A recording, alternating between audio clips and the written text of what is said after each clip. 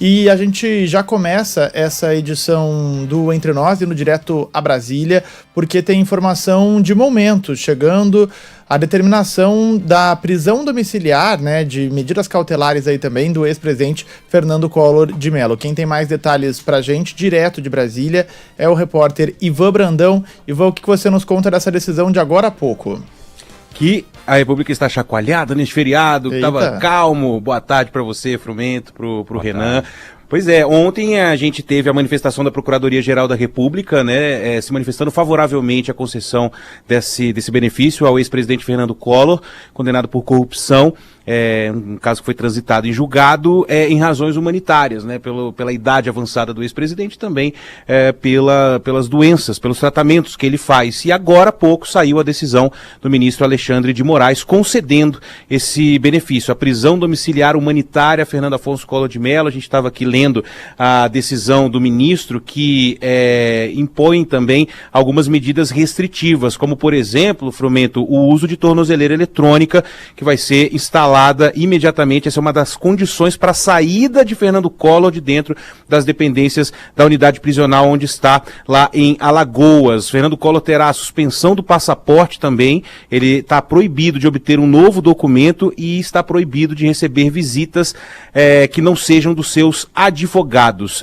Isso o que determinou o ministro Alexandre de Moraes. A decisão tem 11 páginas, mas ele faz ali um breve resumo do caso do ex-presidente, né? A gente noticiou nesses dias o transitado em julgado, a determinação da prisão. Isso foi para o plenário virtual do Supremo Tribunal Federal. Os ministros adiantaram seus votos. O ministro Gilmar Mendes chegou a apresentar um destaque para que isso fosse discutido no plenário físico do Supremo Tribunal Federal. Depois voltou atrás. Então, a maioria dos ministros enfim, seguiu o ministro Alexandre de Moraes para condenar, de fato, na verdade, para manter preso o Fernando Collor, que já estava condenado por corrupção passiva e lavagem de dinheiro a 8 anos e 10 meses de prisão. O ex-presidente vai ter que pagar também uma multa por danos morais coletivos, e esse valor foi fixado, Frumento, pelo ministro Alexandre de Moraes em 20 milhões de reais. Então, essa notícia de agora aqui de Brasília. Acabou de sair a decisão do ministro Alexandre de Moraes, concedendo a prisão domiciliar a Fernando Collor, mas com todas essas restrições que eu citei aqui: o uso de tornozeleira eletrônica, suspensão do passaporte, a proibição de receber visitas e o pagamento dessa multa no valor de 20 milhões de reais. Ô Ivan, vamos construir o cenário para o nosso ouvinte, para o nosso telespectador que talvez não esteja acompanhando tão de perto como a gente tem acompanhado essa situação do Collor.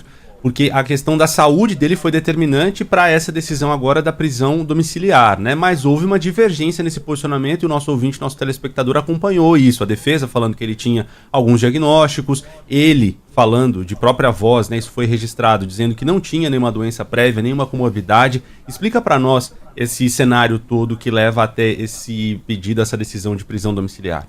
Pois é, porque a gente tem aquele vídeo da audiência de custódia, né, Renan, em que claramente, de frente para o juiz, o ex-presidente responde a pergunta dizendo que ele não tem nenhum problema de saúde. Perdão. Mas depois a defesa entrou com esse pedido. O que foi feito? O ministro Alexandre de Moraes deu um prazo de 48 horas para a defesa apresentar exames, laudos, atestados da condição de saúde de Fernando Collor de Mello. Entre esses exames está um prontuário médico que é de responsabilidade do Dr. Rogério Tuma e outros 136 exames que foram realizados pelo ex-presidente na comprovação da doença de Parkinson e de outras comorbidades também. Esse prontuário médico foi juntado ao processo, todos os exames, enfim, não vou citar aqui os exames, mas tem aqui exames de imagem, enfim, alguns processos pelos quais passou o ex-presidente, ressonâncias, enfim, tudo isso foi anexado ao processo dentro desse prazo de 48 horas, e o próprio ministro Alexandre de Moraes, ao analisar esses exames, analisar esses laudos, cita na decisão a Organização Mundial da Saúde, né, ali a definição da doença de Parkinson, enfim, houve essa divergência porque o próprio ex-presidente falou na audiência que não tinha nenhum problema de saúde, mas ele tem, e isso está comprovado. Só aqui nessa decisão, estou citando 136 exames feitos pelo ex-presidente só para atestar ali a condição do Parkinson. E está também um atestado médico assinado por esse médico, doutor Rogério Tuma, atestando que o senhor Fernando Afonso Collor de Mello, que eu estou lendo mesmo, o atestado está sob meus cuidados médicos para tratamento de doença de Parkinson, apneia de sono grave, transtorno afetivo bipolar e que o paciente necessita de uso diário de medicações, enfim.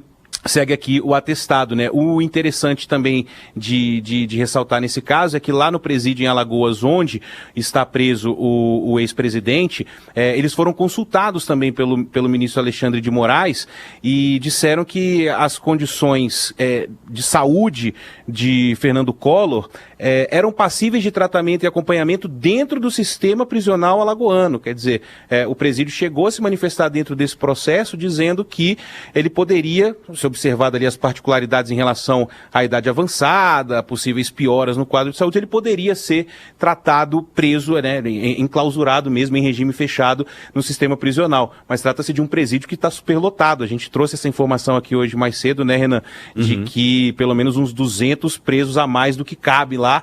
Obviamente o ex-presidente, pela condição dele de ser um ex-chefe do executivo em idade avançada, ele não está numa cela fechada, ele está numa sala sem grades, mas isso aconteceu também, né, do presídio dizer que ele conseguiria se tratar ali dentro em regime fechado. Mesmo assim, a decisão do ministro Alexandre foi por conceder o benefício da prisão domiciliar. E nessa decisão de considerar a prisão domiciliar, o ministro também coloca ali como parte, né, que a defesa de Fernando Collor deve indicar, portanto, o endereço em que ele vai cumprir essa prisão domiciliar. A gente lembra, o Collor tem não só domicílio em Maceió, Alagoas, mas também na capital federal. Então, vamos acompanhar aí em qual desses endereços ele deve cumprir essa prisão domiciliar. Foi detido quando... Isso, viagem, né? Saía de Maceió, ia em direção a Brasília, porque ele se apresentaria na ocasião, de acordo com a defesa. Defesa de Collor, que já emitiu uma nota, diz que recebe com serenidade e alívio a justa decisão do ministro Alexandre de Moraes, dizem aqui os advogados, amparada por um parecer favorável da Procuradoria-Geral da República, que concedeu o pedido de cumprimento da pena em regime domiciliar. De fato, conforme comprovado e reconhecido, a idade avançada e o estado de saúde do ex-presidente, que está em tratamento de comorbidades graves, justificam a medida corretamente adotada.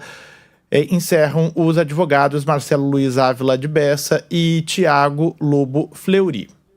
Só para amarrar aqui rapidinho, Renan, vai nessa. A gente tá falando de crimes que foram cometidos entre 2010 e 2014, de uma denúncia que chegou ao Supremo Tribunal Federal em 2015, ele se tornou réu em 2017, houve mudanças na relatoria, depois da condenação em 2023, esse processo foi suspenso 8 vezes, né, são pelo menos 8 embargos, né, quando você pede ali para que o ministro explique alguma decisão, e um outro embargo, são os embargos infringentes e de declaração, né? E também embargos nesse sentido de mudar uma decisão, que foram apresentados pelo menos dois agravos também contestando decisões dos ministros. Isso foi fazendo com que o processo se alongasse ainda mais, e agora em 2025, portanto, 15 anos depois do começo, né, da identificação do começo da prática dos crimes de corrupção passiva, lavagem de dinheiro e organização criminosa, a pena vai começar a ser cumprida de fato, já que o caso transitou em julgado e teve todo esse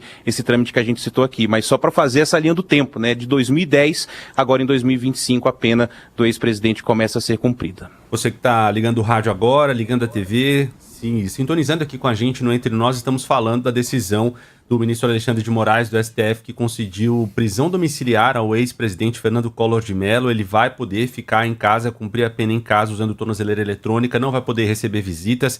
Ele comprovou a defesa do ex-presidente, hoje preso num presídio em Maceió, capital de Alagoas, comprovou que ele tem algumas questões de saúde, comorbidades que fazem necessária o cumprimento dessa pena em casa. E agora há pouco a gente pegou um trecho aqui da decisão publicada agora há pouco. Aspas aqui, o condenado deverá requerer previamente autorização para deslocamentos por questões de saúde, com exceção das situações de urgência e emergência, as quais deverão ser justificadas no prazo de 48 horas após o respectivo ato médico, ou seja, após a consulta dos médicos. São regras, determinações publicadas pelo ministro Alexandre de Moraes sobre como vai ser, a partir de agora, o cumprimento dessa pena nesse regime domiciliar com tornozeleira eletrônica. Ufa, Ivan Brandão, 1º de maio, com muito trabalho, hein? Né? Dia do trabalho, né? Dia do trabalho, rapaz. É isso, qualquer coisa a gente volta aqui para atualizar o nosso ouvinte. Obrigado pela parceria, um abraço. Valeu.